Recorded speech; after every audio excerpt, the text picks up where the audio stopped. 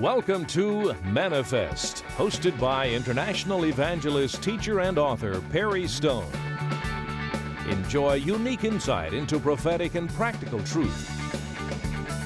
It's time to feast on fresh manna, so get ready to be blessed and encouraged. And now, here is your host and teacher, Perry Stone. I'm coming to you with another Manifest telecast, a brand new teaching from Israel in a place we have never taped before. We are northeast of the Sea of Galilee in an area called Gamla, where a group of Jewish people held out against the Romans. And many of them, to prevent being captured and taken captive by the Romans or killed by the Romans, actually jumped off of cliffs.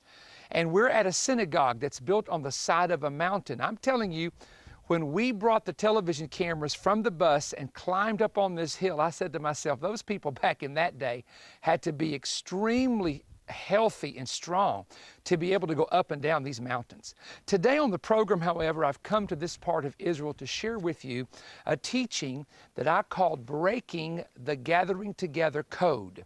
Breaking the Gathering Together Code. Now in the book of Ephesians, let me give you this passage that I want to share with you, chapter 1, verse 10. That in the dispensation of the fullness of times, he might gather together in one all things in Christ, both which are in heaven and which are in earth, even in him. Now, in the Old Testament, there's a term that we find that theologians use called the regathering of the nation of Israel. It was actually predicted in the Old Testament when God established the nation of Israel that there would be times that they would be dispersed to the nations of the world, but then they would be regathered again. The prophet Isaiah indicated that there would actually be a time when they would go into captivity and return, and then God would recover them for a second time out of the nations of the world.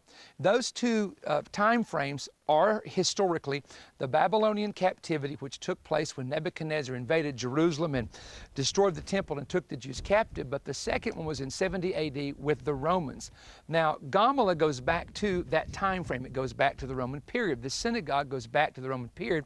In fact, it's quite possible when Jesus would travel up into Caesarea Philippi and back to Galilee that he may have actually came to this particular area and even ministered or sat in this particular synagogue where I am right now.